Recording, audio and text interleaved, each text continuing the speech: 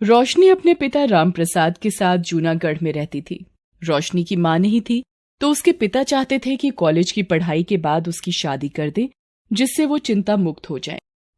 रोशनी बिटिया, मैं चाहता हूँ आने वाले बैसाख में कोई अच्छा रिश्ता मिल जाए तो तेरी शादी कर दूं बेटी। बिटिया बिटिया, मुझे कुछ हो गया तो तू किसके सहारे रहेगी बता। पर पिताजी, अगर मैं शादी कर लूंगी तो मेरा बचपन से कलेक्टर बनने का सपना अधूरा रह जाएगा।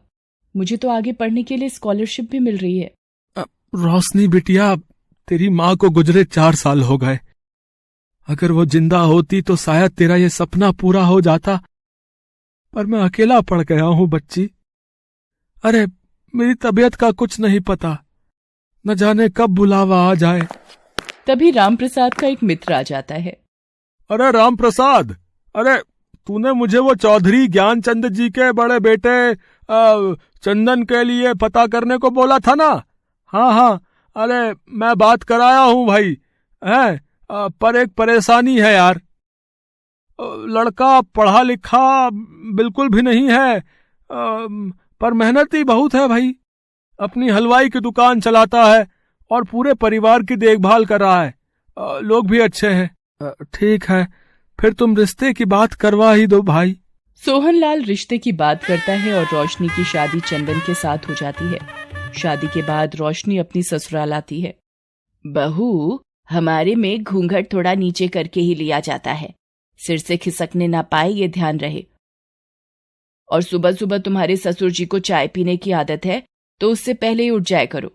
बाकी इस घर के नियम कानून तुम्हें धीरे धीरे समझ में आ जाएंगे। जी माँ जी, मैं ध्यान रखूंगी। राधा, अपनी भाभी को कमरे में छोड़ा। चलो भाभी, मैं आपको आपके कमरे में छोड़ आती हूँ।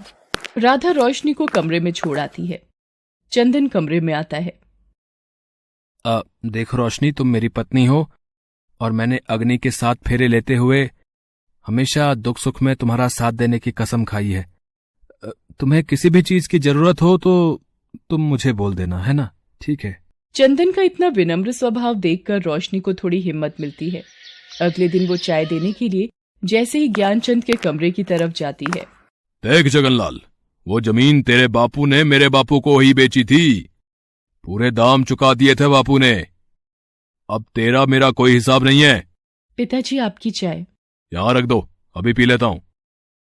और दरवाजा बाहर से भीड़ देना बहू। वो कमरे में आकर चंदन से पूछती है, सुनिए, पिताजी थोड़े परेशान से लग रहे हैं। किसी ने जमीन पर कब्जा किया हुआ है क्या? हाँ रोशनी, वो मेरे दादाजी ने एक जमीन खरीदी थी जिसके सारे पैसे वो दे चुके थे। पर अब न मेरे दादाजी रहे न बेचने वाला रहा। अब उनका बेटा इस बात के लिए पंगा डाल रहा है कि पैसे कम दिए थे। दादाजी को झूठा साबित किया जा रहा है। रोशनी घर के कामों में लग जाती है। चंदन दुकान चला जाता है। एक दिन चंदन अलमारी में से कुछ ढूंढ रहा था। अरे रोशनी, मेरी एक दुकान के हिसाब की किताब कहीं रखी थी, कहीं देखी तुमने? चंदन भैया, भाभी तो माँ के साथ मंदिर गई हैं। कोई नहीं, मैं ढूंढ लेता हूँ। चलो तुम अपना काम करो। अरे ये कॉपी कैसी है? राधा को पूछता हूँ, कहीं उसने मेरी अलमारी में तो नहीं रख दी गलती से। राधा, इधर आ। ये कॉपी तेरी है क्या? मेरी अलमारी में रखी थी। नहीं भैया, ये तो किसी की डायरी लगती है। इसमें तो कुछ लिखा है। मैं कलेक्टर बनना चाहती थी। मेरा बचपन से सपना था कि मैं बड़ी होकर कलेक्टर बनूं, पर पिताजी ने अपनी बीमारी के चलते मेरी शादी कर दी। मेरा कलेक्टर बनने का सपना पूरा नहीं हो सका। रोशनी। भैया, ये तो रोशनी भाभी की डायरी है। भाभी कलेक्टर बनना चाहती हैं। क्या? रोशनी कलेक्टर बनना चाहती थी? चंदन इसी सोच में डूब जाता है। रोशनी कमरे में आती है। रोशनी, ये तुम्हारी डायरी मिली अलमारी में। तुमने बताया नहीं कि तुम कलेक्टर बनना चाहती थी।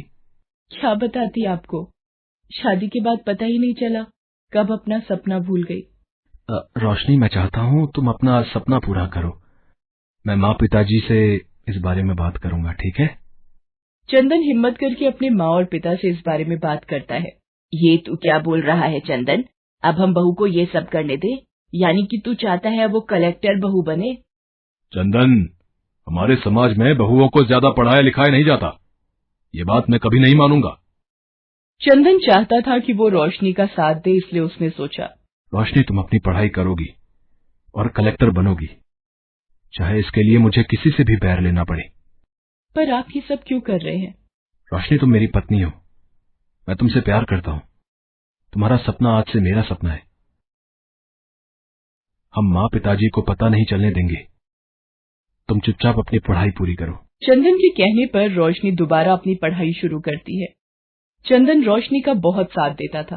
रोशनी दिन भर घर के काम करती और रात में जब सब सो जाते थे तो वो पूरी रात पढ़ाई करती थी। धीरे धीरे वक्त बीता। रोशनी की परीक्षा आने वाली थी। चंदन को फिक्र थी कि रोजाना वो रोशनी को क्या बहाना करके परीक्षा देने भेजेगा। वो दुकान पर बैठा यही सोचता रहा। तभी उसे एक उपाय सूझा। माँ, मैं रोशनी के साथ कुछ दिनों के लिए कहीं घुमाऊं, अगर आप कहो तो। हाँ हाँ, घूमा। मैंने कौन सा तेरे हाथ पकड़े हुए हैं? जहाँ मर्जी अपनी बीवी को लेकर जा। चंदन कमरे में आता है। वो रोशनी से कहता है, रोशनी, तुम सामान बांध लो। हम कहाँ जा रहे हैं ये मैं रास्ते में बताऊंगा। माँ जी, हम चलते हैं। पिताजी, हम कुछ दिनों में लौट आएंगे हैं। चंदन रोशनी को लेकर उसके पिता के पास पहुंचता है। अरे दामाद जी आप, अरे रोशनी बिटिया अचानक। मैं चाहता हूँ रोशनी यहीं रहकर अपनी परीक्षा दे।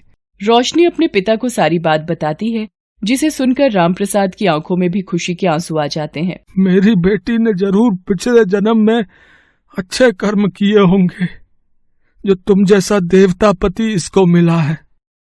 रोशनी और चंदन वहीं रहने लगते हैं। रोशनी सारा ध्यान अपनी परीक्षा में लगाती है। चंदन तो एक हलवाई था, उसे खाना बनाना आता था, इसलिए वो रोशनी के लिए खाना पीना सब बनाता था। ये देखकर रोशनी की आंखें भी कभी कभी नम हो जाती थी। एक दिन रोशनी परीक्षा देकर आ रही होती है। ए भाई, अरे सुन, अरे ये तो अपने चौधरी ज्ञानचंद की बहू दिख रही है? हाँ यार, लग तो वही रही है। अरे ये इसके हाथ में कॉपी किताबें हैं यार, जैसे कोई पढ़ाई करके आ रही हो। क्या चक्कर है? चल चल, मालिक को बताते हैं, चल चल। ये लोग चौधरी के दुश्मन जगनलाल के आदमी थे, जिससे चौधरी की जमीन की बहस चल रही है। वो जाकर जगनलाल को सारी बात बताते हैं। अच्छा, तो चौधरी की बहू अब पढ़ने निकली है? जगनलाल चौधरी ज्ञानचंद को फोन करके रोशनी के लिए भड़काता है। ये सुनकर चौधरी ज्ञानचंद गुस्से में आ जाता है। सुमित्रा, हमारी पीठ पीछे चंदन क्या करतूत कर रहा है, ये मुझे जगनलाल ने बता दिया है।